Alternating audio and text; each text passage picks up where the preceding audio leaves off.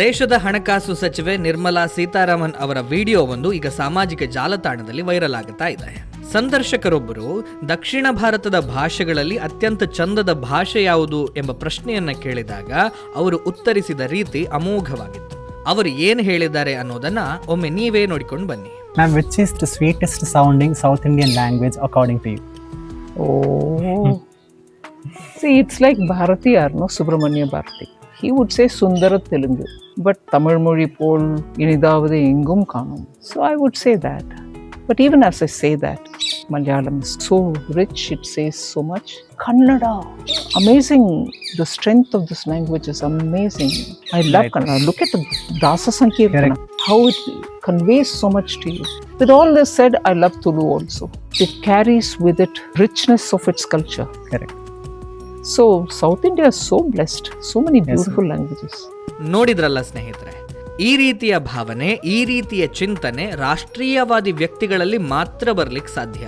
ಯಾರು ಎಲ್ಲ ಭಾರತೀಯ ಭಾಷೆಗಳಿಗೆ ಸಮಾನ ಗೌರವ ನೀಡ್ತಾರೋ ಅಂಥವರು ಮಾತ್ರ ಈ ರೀತಿ ಹೇಳಲಿಕ್ಕೆ ಸಾಧ್ಯ.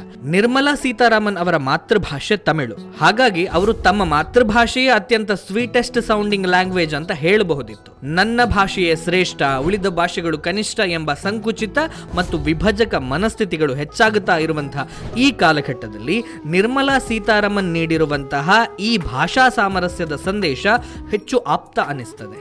ಭಾರತದ ದಕ್ಷಿಣ ಭಾಗದಲ್ಲಿ ಅತಿ ಹೆಚ್ಚಾಗಿ ಮಾತನಾಡಲ್ಪಡುವ 5 ಭಾಷೆಗಳಿಗೂ ಅವರು ನೀಡಿದ ಪ್ರಾಮುಖ್ಯತೆ ಅವರೊಳಗಿನ ಭಾಷಾ ಸಾಮರಸ್ಯವನ್ನ ಮತ್ತು ಭಾಷೆಯ ಬಗೆಗಿನ ಅಧ್ಯಯನವನ್ನ ಪ್ರಸ್ತುತಪಡಿಸುತ್ತದೆ ಅಂದ್ರೆ ತಪ್ಪಾಗ್ಲಿಕ್ಕಿಲ್ಲ.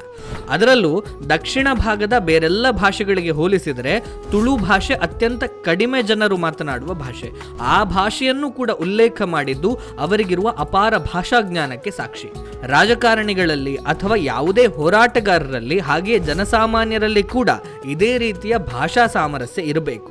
ಎಲ್ಲ ಭಾರತೀಯ ಭಾಷೆಗಳಿಗೂ ಸಮಾನ ಗೌರವ ಮತ್ತು ಆದ್ಯತೆಯನ್ನು ನೀಡಿದರೆ ಭಾಷಾ ಸಾಮರಸ್ಯ ತನ್ನಿಂದ ತಾನಾಗಿಯೇ ಮೂಡುತ್ತದೆ.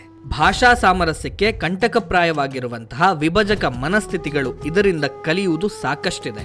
ದೇಶದ ಹಣಕಾಸು ಸಚಿವೆ ನಿರ್ಮಲಾ ಸೀತಾರಾಮನ್ ಅವರ ಈ ನಿಲುವು ಎಲ್ಲ ರಾಜಕಾರಣಿಗಳಿಗೂ ಭಾಷಾ ಹೋರಾಟಗಾರರಿಗೂ ಮಾದರಿಯಾಗಬೇಕು. ಅಂದಹಾಗೆ ಈ ರೀತಿಯ ಭಾಷಾ ಸಾಮರಸ್ಯದ ಮಾನಸಿಕತೆ ರಾಷ್ಟ್ರೀಯವಾದಿಗಳಲ್ಲಿ ಮಾತ್ರ ಬರಲಿಕ್ಕೆ ಸಾಧ್ಯ. ಯಾಕಂದ್ರೆ ರಾಷ್ಟ್ರೀಯವಾದಿ ಚಿಂತನೆ ಮಾತ್ರ ಎಲ್ಲ ಭಾರತೀಯ ಭಾಷೆಗಳನ್ನ ಸಮಾನವಾಗಿ ಗೌರವಿಸುತ್ತೆ.